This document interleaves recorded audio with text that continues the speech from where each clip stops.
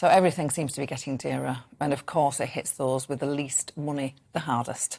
To discuss how households can shop wisely and get more for their money is the Managing Director of Iceland, Richard Walker. Richard, good to see you. Welcome to the channel and welcome to the show. Hi, Gloria. So we know from the statistics that were published yesterday by the Office of National Statistics that the cheapest ranges of, for example, pasta up by 50%, the price of a loaf of value brand bread up by more than 16%, cheapest rice by 15%, mince up by 16%. Are you, as a sort of a supermarket that targets those on tight budgets, are you able to hold down some prices below some of those percentage increases? Yeah, we are. We're investing in certain categories and value ranges that are of particular importance to our customers. So we've committed to, excuse the pun, but to freeze all of our £1 frozen lines to the end of the year. And that's a conscious investment by us. We were making about 25% margin on that. Now it's a loss leader. So it's a massive investment by the business over a long period of time. But we know how important those products are to our customers so that ultimately they can help feed their families.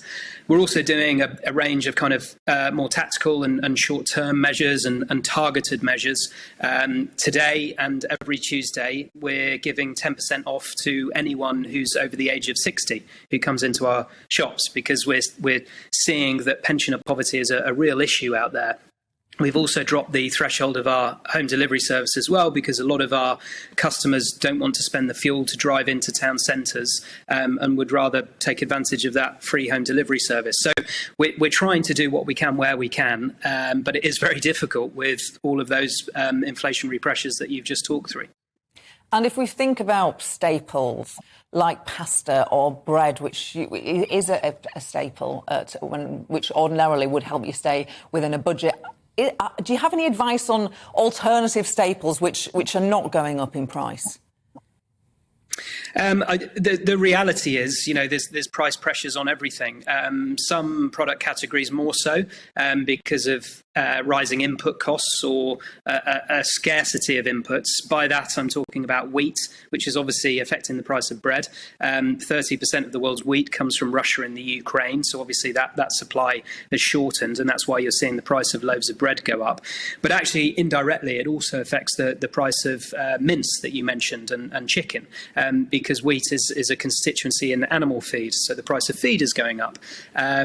Things like milk have gone up quite a lot as well because of labour shortages, because of fuel costs to transport it around, because of a lack of fertiliser to put on the fields, fertiliser coming from Russia, of course. So it's difficult to avoid. We are seeing some interesting trends. People are switching more and more to frozen food. I would say that, but it's a way of saving money, eliminating food waste. And that's not just in our business, that's across the UK market. And we're seeing people obviously trade down to the best value products possible and really taking advantage of any deals that we've got.